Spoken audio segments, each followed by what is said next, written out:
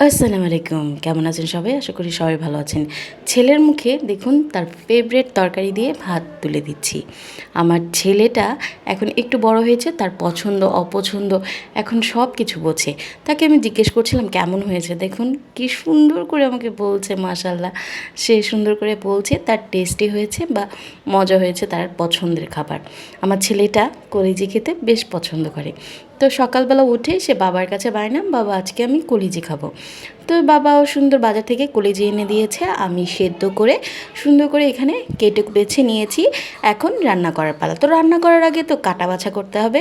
তো এখানে আমি পেঁয়াজগুলো কেটে নিচ্ছিলাম আর নিয়ে নিলাম সাথে কলিজির সাথে একটুখানি আমি আলু দেব, যেহেতু ছেলে একটু আলুটা পছন্দ করে। তো আলুটা এখানে আমি কেটে নিচ্ছিলাম একদম কলিজি সাইজ করে।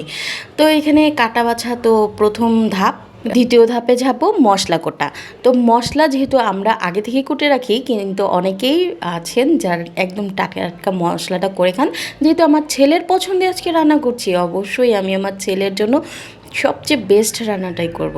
তো এই জন্য আমি একদম টাটকা টাটকা রান্নার জন্য মশলাটা বেটে নিচ্ছি। এখানে আদা রসুন, একটুখানি জিরা, আমি একটু বেশি করে যেহেতু জিরা দেব, জিরার ফ্লেভারটা আমার বেশ ভালো লাগে, তো আমি একটু জিরাটা আমি বেটে নিচ্ছি। তো এই বাটা বুটা করে একদম আমি চুলার কাছে চলে যাব, আমার ছেলের জন্য তাড়াতাড়ি তাড়াতাড়ি রান্না করতে হবে। এই যে বাটা বুটা শেষ, একদম টাটকা টাটকা মশলা সব কিছু নিয়ে আমি চুলার কাছে চলে গিয়েছি। এখন শুরু রান্না বাড়া। হ্যাঁ, রান্নার এই মানে তৃতীয় নম্বর ধাপ আমার শুরু হয়ে গেল। তো এখানে আমি পেঁয়াজটা চুলায় বসিয়ে দিলাম, যেহেতু একটু লাল করার দরকার আছে। আমি পেঁয়াজটা লাল করে সবসময় তরকারিটা রান্না করি। তো পেঁয়াজটা লাল করার জন্য আমি তেল দিয়ে দিলাম আর একটু গরম মশলা দিয়ে দিলাম। এখানে দেখতেই পাচ্ছেন পেঁয়াজটা লাল করে চলে আসছি।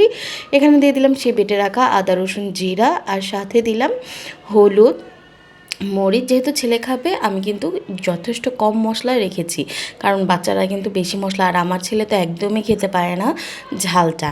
তো যাই হোক, এখানে আমি খুব সুন্দর করে এখানে মশলাটা আগে দিয়ে দিলাম।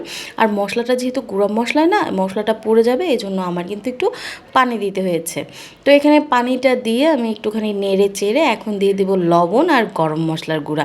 এই গরম মশলাটা আমার নিজের হাতে করা, আমি সব রকম মশলা দিয়ে আমি সব রকম গরম মশলা আমি কুটে রাখি যে কোনো রান্নার জন্য যেন দেওয়া যায়। আমি এই জন্য আমি সব খাবারে এই গরম মশলা গুঁড়াটা ব্যবহার করি।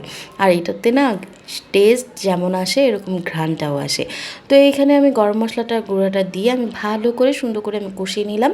এখন আর কোনো কিছুই দেওয়ার নাই, আমি একদম সরাসরি কলিজাটা আর আমি দিয়ে দেবো এখানে আলুর সাথে কিন্তু আমি কাঁচামরিচটা ফেলে রেখে দিয়েছিলাম।